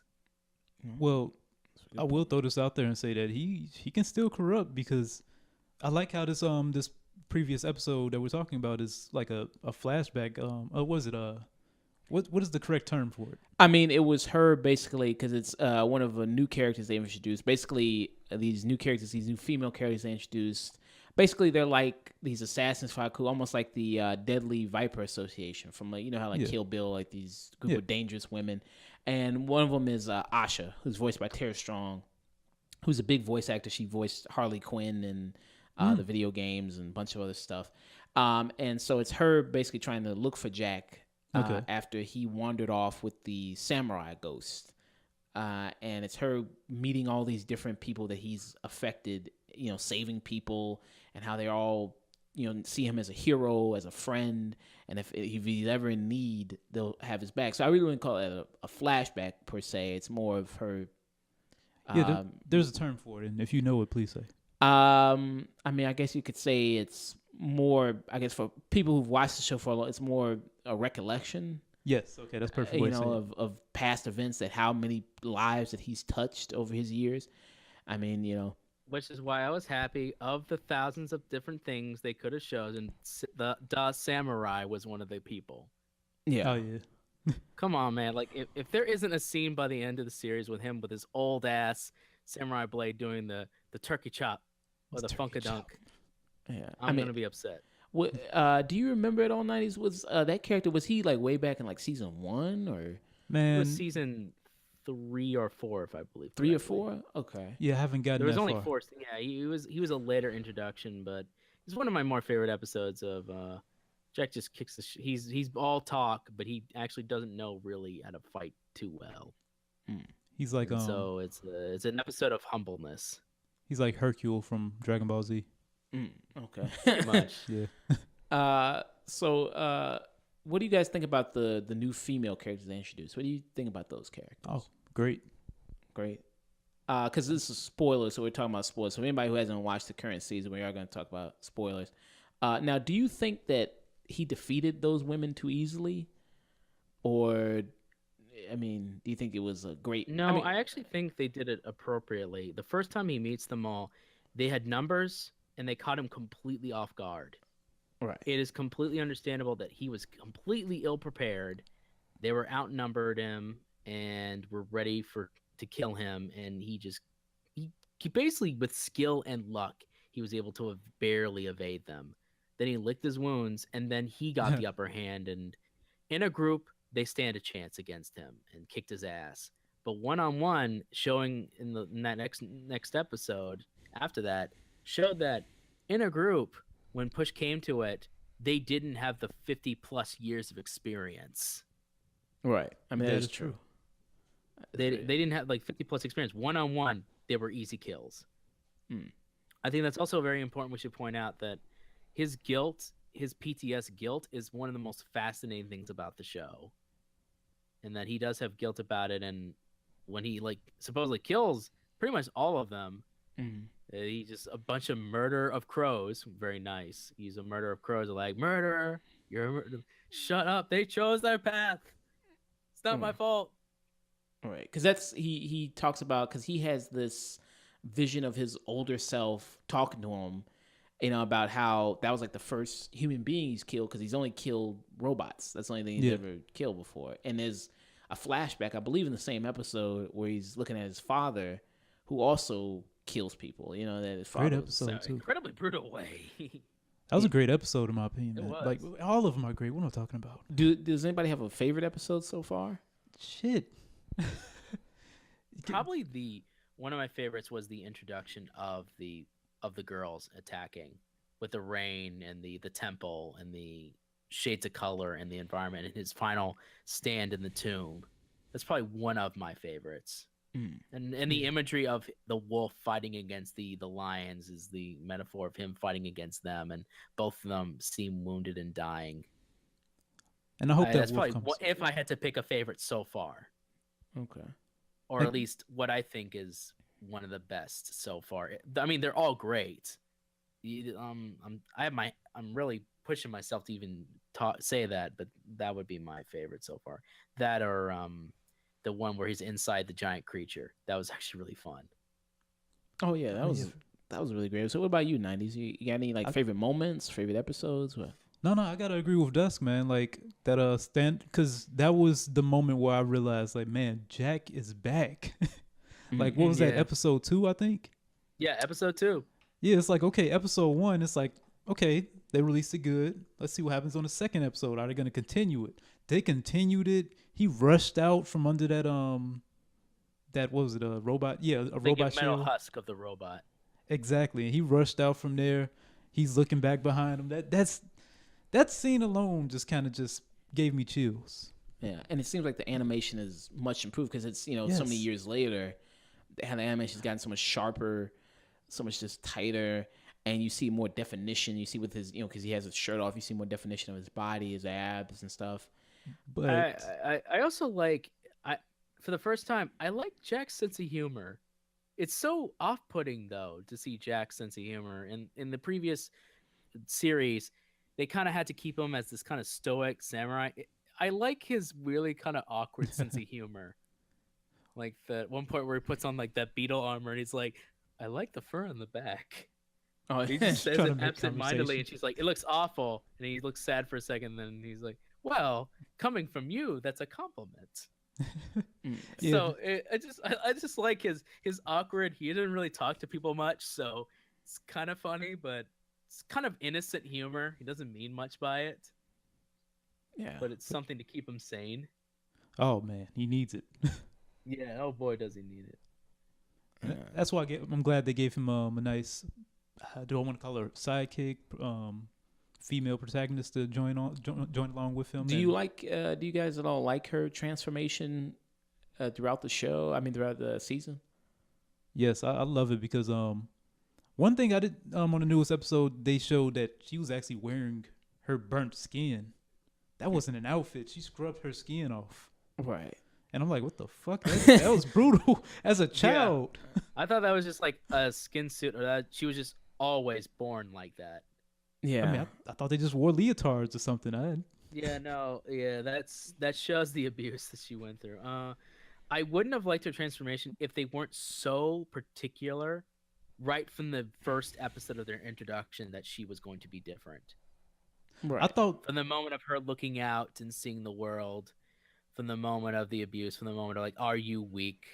From the moment, like everything was led up to you, to the point where a friend of mine have a theory that Jack can't actually wield his sword anymore, and that she's the innocent that will be able to wield it, because he seems kind of doubtful. I mean, he might be able to find it, but he can't kill pure evil. She's completely blank, completely naive, and she's only just seen the world. She doesn't have the 50 years plus of seeing things fail over and over again. well, I want to say towards the end, I feel like she's going to be like a gray Jedi. Yeah. Right. I mean, isn't she born of pure evil? Because I mean, she was like, I mean, the mother is like what, like a We never really saw the process of what happened besides a really disturbing birthing scene. yeah. Yes. It kind of looked like the scene in Game of Thrones where the red woman is giving birth to like the demon baby. The shadow baby. Yeah. Yeah, that's what it kind of reminds. I was like, so I mean, where did the mother come from? I mean, is she just like some evil created by Aku? Yeah. or- But by the way, I had a really quick response. She gave birth to like 6 or 7 kids. right. 6, 7 kids. Immediately, all right, we need to put a robe on her, and here's your mask, even though her hair's a mess. All right, now I'm gonna give orders. I'm like, damn, girl, you don't want to like rest for a second? I Like, you mean, just gave painful birth to 7 babies. pure evil never waits. I guess. Huh? Yeah. Yeah, I mean, Jesus. But Get yeah, back to no. business. They point out like she is the children of Aku, so I don't know. I have no idea what they're gonna go with this. No, she could easily be a gray Jedi. I'm happy with whatever they're going. It does seem like they're going to make her kind of a love interest, kind of, Yeah. or maybe I don't know. Yeah. Like I don't care where they go with it. It seems interesting so far. Yeah. If Now, they take a route or they go atypical, that'll be both interesting.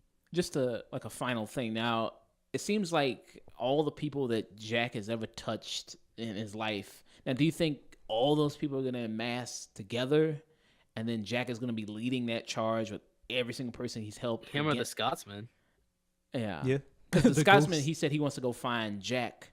Because he and wants an to go, army. He said Yeah. we need to get a bigger army and then find Jack with his sword. Yeah. So I'm assuming, yeah, he'll get the samurai, he'll get the 3 archers, he'll get the woolies, he'll get all that good stuff, and it'll be all the people he's helped out throughout his entire adventures, and there'll be one last nostalgia ride while they go and face a coup, and they know where a coup is. He seems to only like using the other. Oh, he just changed his lair. Seems like he hasn't cared enough to make another one. Right. He's just, I'm gonna be Had a here. point. Well, okay. He's like, yeah, come at me. Yeah, I nice mean- to come at me, bro. I mean, he can dismantle an entire army in seconds. So I mean, it really doesn't matter. Man, Boy, okay. does he ever? So before we do say anything else, I just want to say he murdered just that whole army right there with Right. the In a Scotsman. ball, in the shape of a ball. And it's like, man, I had a conversation about this where it's like little NPCs in games or whatever. It's like, yeah, they just died. Nobody gives a fuck. The extras in movies, they died. Nobody gives a fuck. Nobody gave a fuck about them. It's like, did they have names? Who are these people? What the fuck? I mean, they were just an army. You know, I guess they some brave people. You know. Oh, but his daughters got away. Yeah, his Well, because he was 100 smart enough daughters. to say he was both dumb enough to try to attack him without the sword, but smart enough to go, all right, we need to leave. This isn't worth it.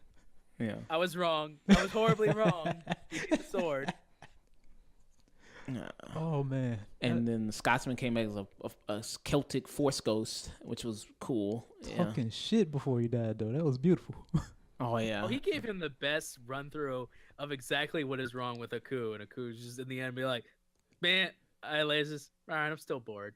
He said, why did he have to bring up the samurai? That's my best impersonation. Bring up the samurai. Yeah. So, yeah, I can't wait for the finale. We're gonna talk about it again when the finale comes up. We're gonna talk about it then. Yes. So 90s. You got a specific topic. You want to talk about the Facebook VR at all? Yeah, speaking of our Dark Lord, let's talk about Mark Zuckerberg, because apparently he wants to do all type of crazy shit. Like running for president? He might. He wants to cure all diseases. I talked about that before, and so Good luck. hey, within the time, like I talked to a person that's trying to graduate in I'm not sure what type of science exactly, but Hey, man, if he can do it, by all means. yeah, it's gonna be a weird thing. It's gonna be if anything, it's gonna be nanotechnology that makes it happen. But let's move on to the topic at hand. Facebook had their F8 keynote, which is just a continuing keynote where they talk about Facebook and how they want to continue on with their technology and software. A few things they ran through was some basic effects such as augmented reality emojis, where it's like you see a Snapchat filter or whatever. It's like you send videos and all that good stuff. You put stuff on your face or you swap faces with somebody. They're adding their own little thing on that. They launched that the same day as the keynote. They have an AR building blocks. One of the things they called was a simultaneous localization and mapping, which is the code name is SLAM. To make a long story short, they're trying to make HoloLens obsolete as well as Google Glass. They're just trying to put it all on your phone. So it'll be cheap. It'll be free for the most part, I would imagine. And just throw that stuff on your phone. They showed somebody with a bowl of cereal. It's the big bold letters popped up from within the table in 3D effect, and it said, "It's time to eat." So that's a little something you put on a Snapchat filter, of course. Just little trivial things. 3D effects. They showed a 3D pan of a 2D picture where it's like you just take a regular picture, but you can see different angles of it. It's like Right. they I guess what they try to do is bounce light off of other, like they bounce this is my understanding of it, but you take a regular picture, Okay. and what they do with that is they take the light from that picture, I believe, and they kind of like bounce it off of each other so that you can get different angles. Okay. It's some surreal stuff that I never would have thought could happen. They showed the room itself that they took a picture of. Mhm. They showed the lighting changing in it. Like the room we're in right now is very lit, right? Right. Very well lit. They showed this thing just going dark.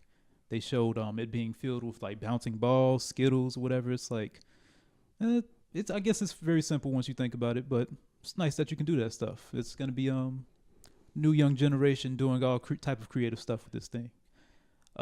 They showed object recognition.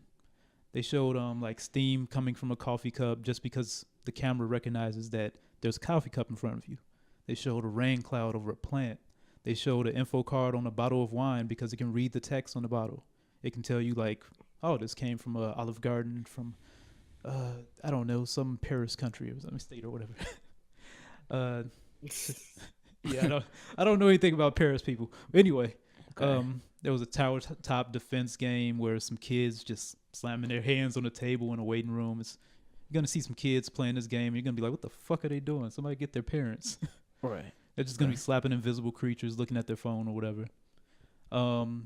They showed some type of graffiti where it's like you don't have to use paint. You don't have to worry about doing anything illegal. You can still make that art, but you put up your phone and that's the way you see it, or you use some glasses.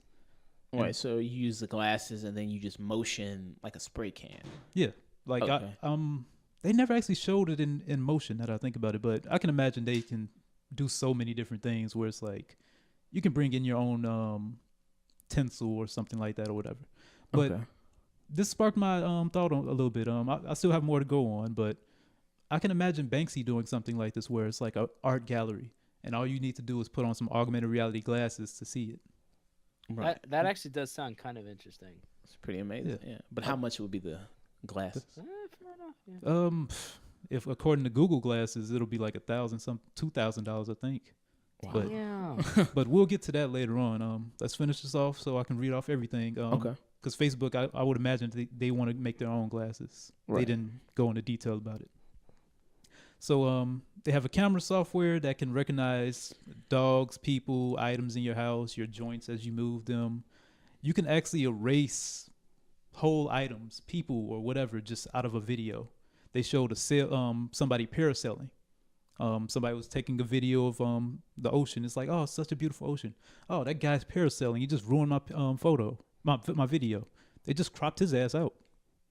Clean out the fucking video. Okay. Okay.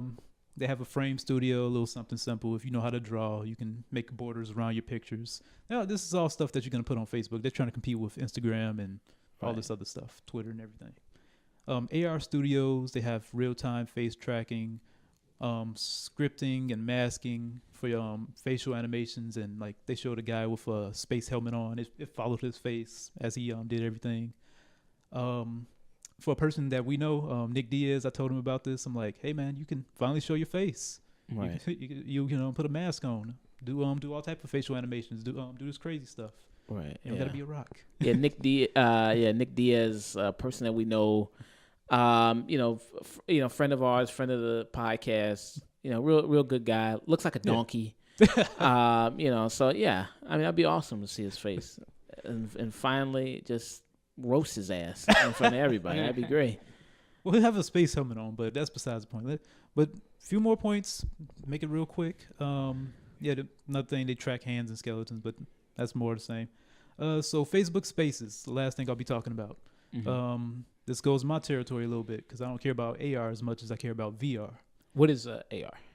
Augmented reality is basically augmented reality, which is AR, is basically anything that it's the same thing we see in our day-to-day lives, but you're adding stuff into it that necessarily doesn't exist. Okay. Like you're adding basically like the helmet that Master Chief uses in Halo. Okay. Like anything that's, because you can have like they have a lemming game or whatever, lemmings, whatever the heck it's called. You know those little guys, they run off and die or whatever. No. Anyway, they have a game where it's like you see some creatures crawling on your table. They have like Conquer, Conquer Bad Fur Day. Right. Yeah, they have Conquer. He's jumping around on your couch and stuff like that. That's augmented reality. Okay. But so the VR stuff, they have it so that you can basically just have a phone call through Facebook messages, a video call, and I can talk to you while I'm in VR. You can see what I'm creating in my world and all that stuff, and I can see you. It's like FaceTime, but in a whole nother world. Like I'm in another world, but you can still see me the same way you can see me in real life. Okay. It's kind of hard for me to describe. I'm hoping I'm doing that right. Okay.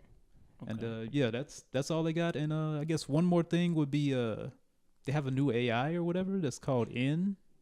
Like everybody's getting in this AI game. They got Bixby from Samsung and now N, whatever the fuck that is. Specifically just for Facebook, the Facebook thing. I guess dude, I have no idea what they're doing. This is all coming at me. Did they test it out? Did you see hear a voice or anything or?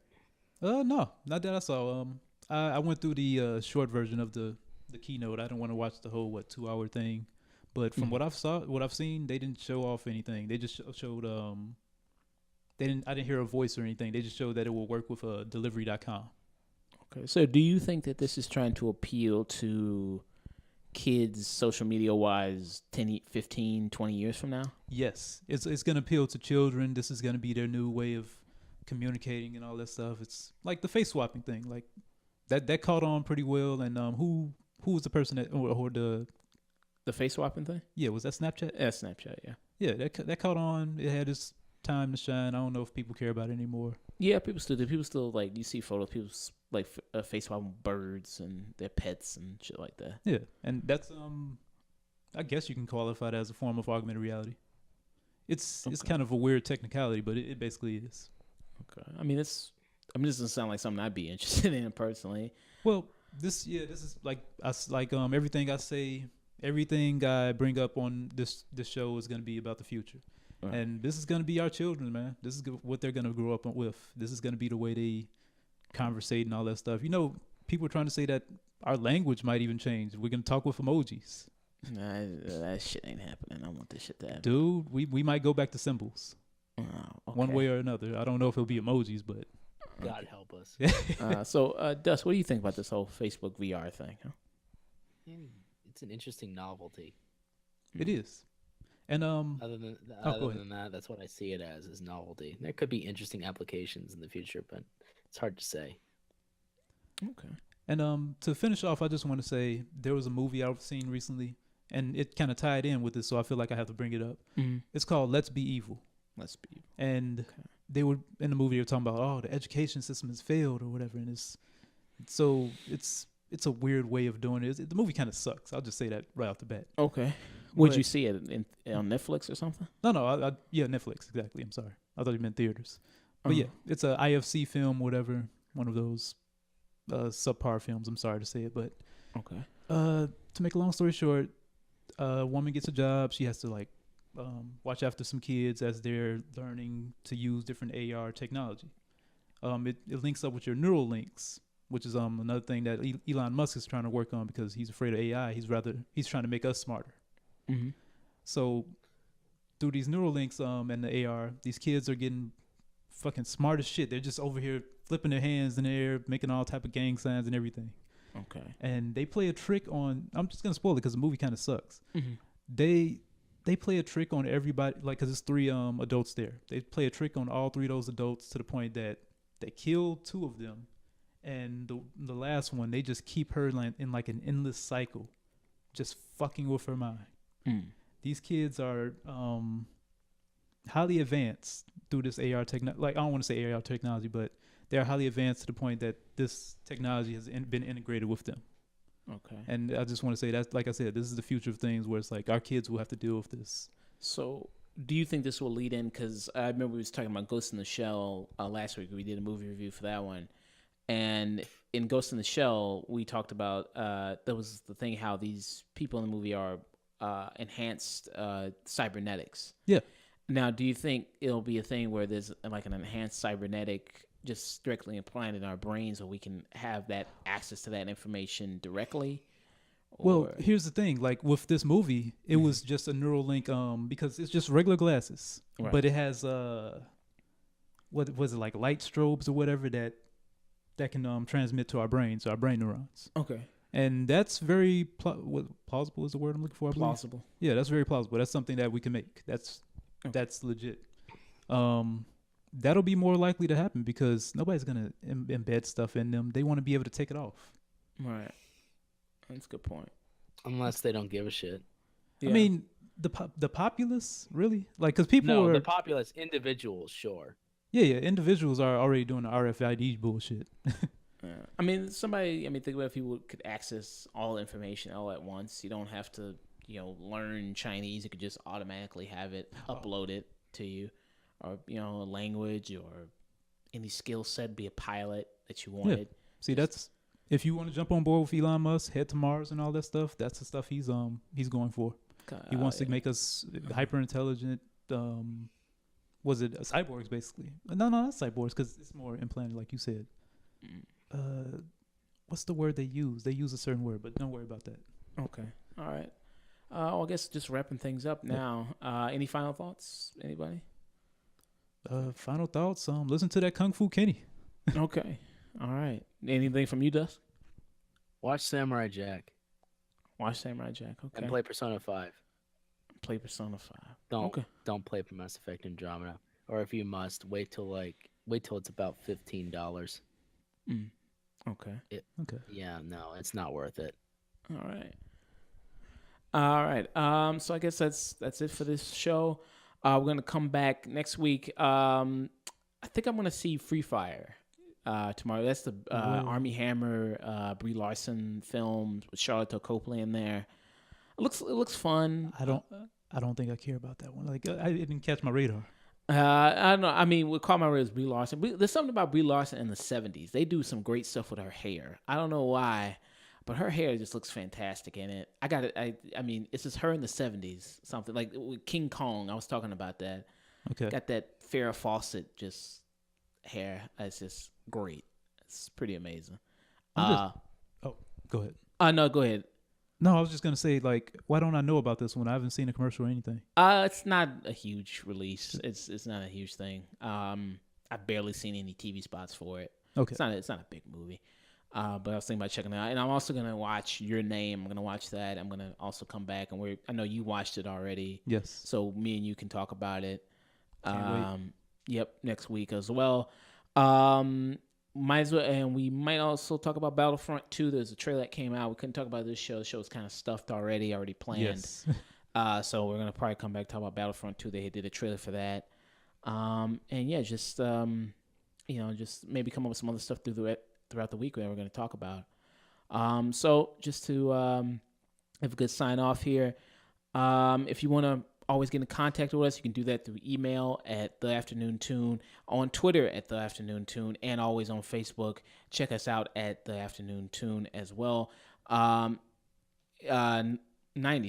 Want to say goodbye to the people there. Wub dub dub. All right. Dust? That's all, folks. That's all, folks. Okay. Put out your Porky Pig. All right. All right. And I hope everybody listening to this has a good time and a good time listening to this. And don't forget to always stay tuned. Hello, thanks for checking out our content. If you liked it, let us know. And if you didn't, let us know that as well. If you want to see more content, we post every Saturday on SoundCloud and YouTube at The Afternoon Tune. You can also find us through various social medias, Twitter, Facebook, Snapchat, Instagram, all one word at The Afternoon Tune. And if you don't deal with any of that social media stuff, you can also find us through our email at theafternoontune@gmail.com. And don't forget to always stay tuned.